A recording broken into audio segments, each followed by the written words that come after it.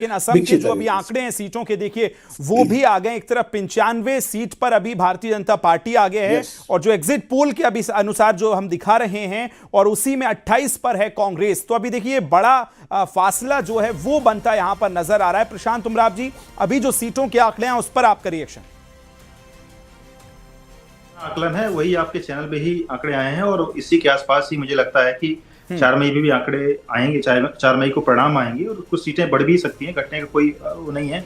बंगाल में जिस तरीके से घुसपैठियों के विरोध में काम हुआ है, डेवलपमेंट के काम हुए हैं, नॉर्थ ईस्ट को पहले किस तरीके से किनारे रखा जाता था, इग्नोर किया जाता था, हमारी 12 साल की मोदी सरकार में और 10 साल की असम की सरकार में लगातार वहाँ डेवलपमेंट के काम हुए। सभी वर्गों को के लिए हमने काम किया है और समाज के सभी वर्गों का सपोर्ट वहाँ पे मिला है। हिमंता बिस्वा शर्मा जी वहाँ के सबसे लोकप्रिय मुख्यमंत्री हैं अब तक के असम में, और लोग इसीलिए प्यार से उनको मामा भी कहते हैं।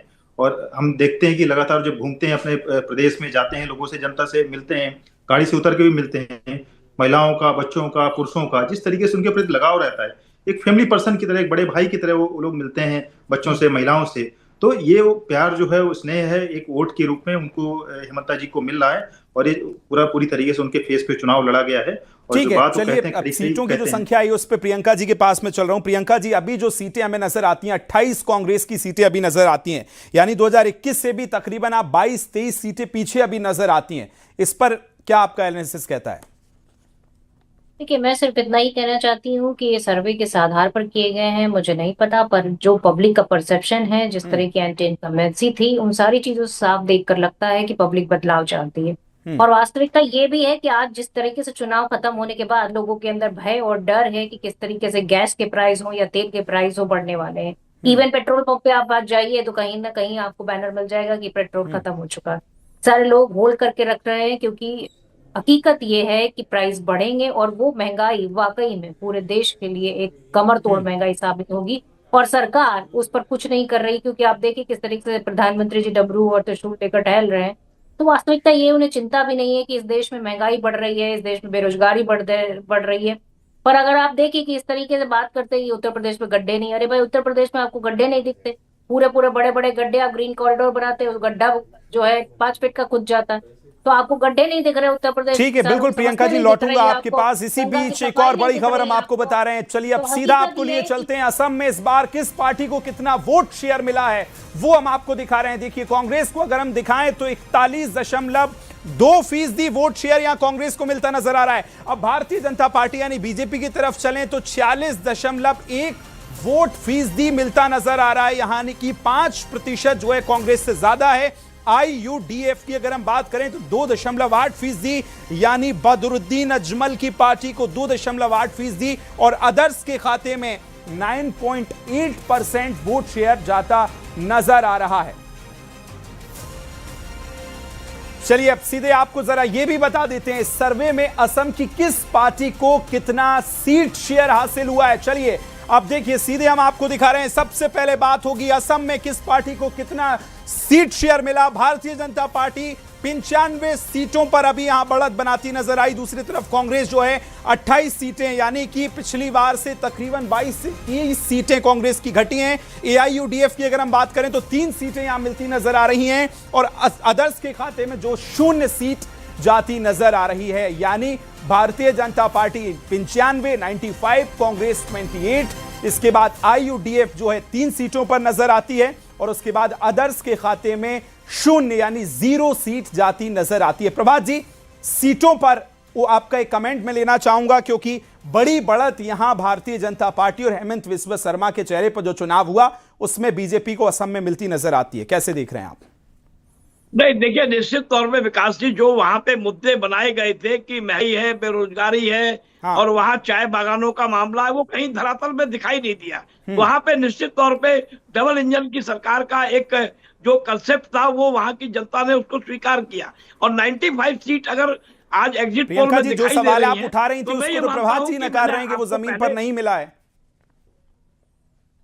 गए होते तो तुम्हें पता चल जाता। लेकिन मैं एक बात जरूर कहूंगी कि जिस तरीके से, अरे भाई, जिस तरीके से लखनऊ से, इवन लखनऊ में जो उठाने वाले लोग हैं, अरे प्रशांत जी सुन तो लीजिए, लखनऊ में जो कूड़ा उठाने वाले लोग हैं वो गायब थे। कूड़ा नहीं उठाया मोहल्लों का, किस लिए नहीं उठाया? क्योंकि कूड़ा उठाने वाले गए थे असम चुनाव में वोट डाल, जिनको यहाँ की मेयर कहती रही कि ये तो घुसपैठी हैं। अरे भाई आप लोग ना इधर चलते हैं ना उधर चलते हैं, उसके बाद आप कहते हैं कि भैया ये है कि आपको वोट नहीं मिलेंगे। अरे भाई वोट एक ही तरीके से नहीं मिल सकते, वोट चोरी अगर की गई हो तो उसके अलावा वोट मिलेंगे, क्योंकि इस बार जनता त्रस्त हो गई है इन लोगों से और इनके प्रोपेगेंडे से। अब तो बताइए क्या ये मैं मान लूं प्रियंका जी कह रही हैं कि जो अभी ये हम आंकड़े दिखा रहे हैं इसके पूरे उलट रहेंगे, आप ये अभी भी मान रही हैं?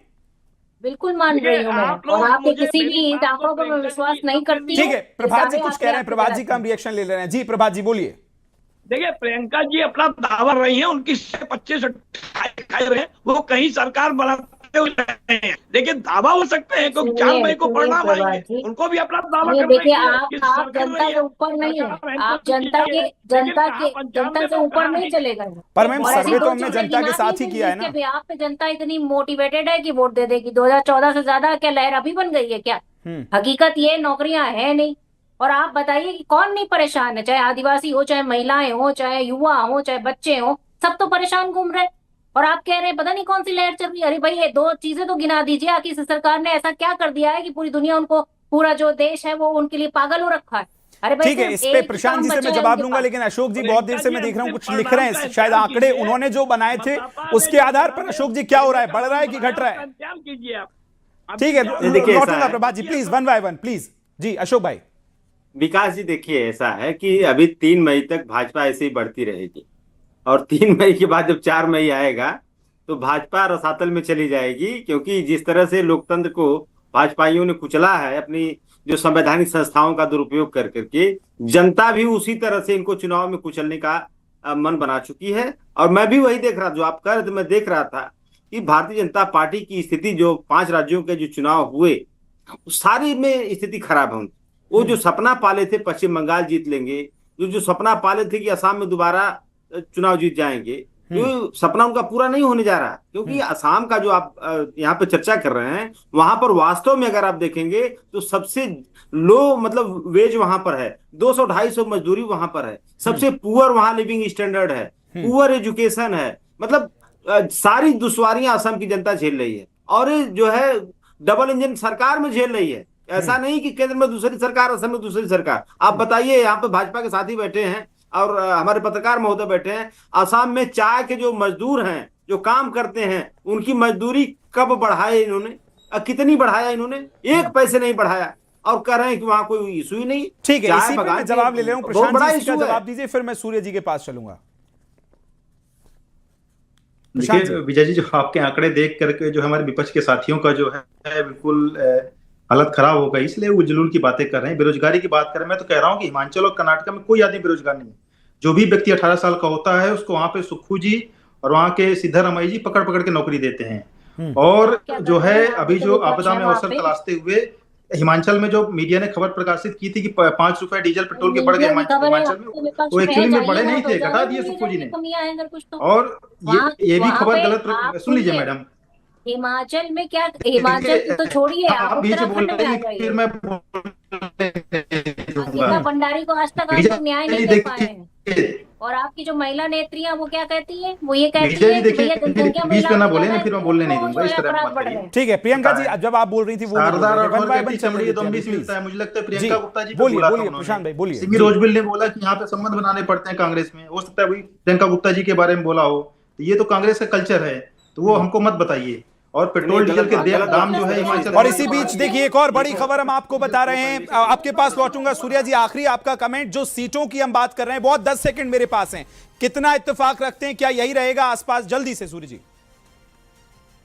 जैसे पहले ही बोला था, शुरू भी किया था, जो आसाम में जो गवर्नमेंट है जैसा है, ये जो आपका जो प्रोजेक्शन दिख रहा है ये मुझे बिल्कुल ठीक लग रहा है। I am in agreement with this. चलिए ठीक है, देखिए 2-2 का रेशियो नजर आ रहा है। जो पत्रकार हमारे साथ जुड़े थे वो इससे सहमत नजर आ रहे हैं, लेकिन अलग अलग प्रतिक्रियाएं, चाहे समाजवादी पार्टी के प्रवक्ता हों, लेकिन अभी सिर्फ असम का दिखाया है, बंगाल की बारी बाकी है। इसलिए बने रहिए, मेगा एग्जिट पोल न्यूज़ 18 पर लगातार जारी है। बहुत छोटे से ब्रेक के लिए रुक रहे हैं।